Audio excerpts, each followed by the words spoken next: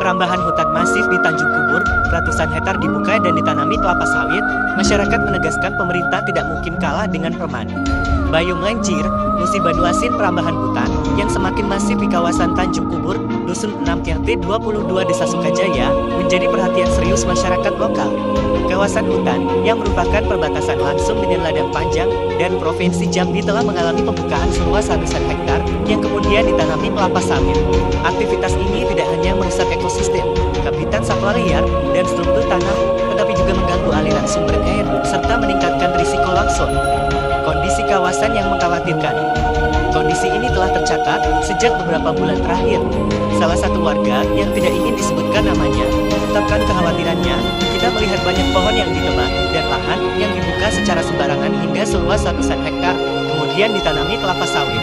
Yang lebih mengkhawatirkan, yang diduga melakukan pembukaan tersebut bukan masyarakat biasa, tetapi kelompok perorangan yang memiliki kemampuan untuk mengoperasikan alat berat dan melakukan aktivitas dalam skala besar.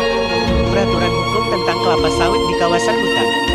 Berdasarkan peraturan perundang-undangan yang berlaku, penanaman kelapa sawit di kawasan hutan dilarang kecuali dalam skema pengelolaan hutan yang diizinkan secara hukum. Undang-Undang Nomor 41 Tahun 1999 tentang Kehutanan menyatakan bahwa kawasan hutan memiliki fungsi penting untuk kelangsungan hidup dan tidak boleh diubah fungsinya tanpa izin yang sah. Peraturan Pemerintah Nomor 37 Tahun 2010 tentang tata cara pemberian izin usaha pemanfaatan hasil hutan bukan kayu dan atau budidaya tanaman dalam hutan mengatur bahwa budidaya tanaman termasuk kelapa sawit di dalam kawasan hutan hanya dapat dilakukan dengan izin resmi dan melalui mekanisme yang jelas. Undang-Undang Nomor 18 Tahun 2013 tentang pencegahan dan pemberantasan perusakan hutan mengatur bahwa perubahan fungsi hutan untuk keperluan perkebunan tanpa izin merupakan pelanggaran hukum yang dapat dikenai sanksi pidana dan perdata. Keterangan dari KP Halalan. Pihak KP Halalan mengungkapkan bahwa upaya penegakan hukum di kawasan tersebut sering menghadapi hambatan. Kita sudah beberapa kali mencoba melakukan pengawasan dan penindakan, namun selalu ada oknum preman yang mengganggu aktivitas kami, memaksa kami untuk menarik diri dari lokasi, ujar salah satu petugas KP Halalan. Sebelumnya, petugas juga telah mencoba beberapa upaya penegakan. Kita sudah coba lakukan pemasangan patok hutan untuk menandai batas kawasan lindung, tapi ada warga yang tidak setuju dan memaksa kita keluar. Kemudian, saat memasang pelang peringatan kehutanan, kita juga diganggu oleh orang-orang yang tidak dikenal, diduga preman. Jelas petugas tersebut. Masyarakat menegaskan bahwa pemerintah memiliki kekuasaan yang cukup untuk menangani masalah ini.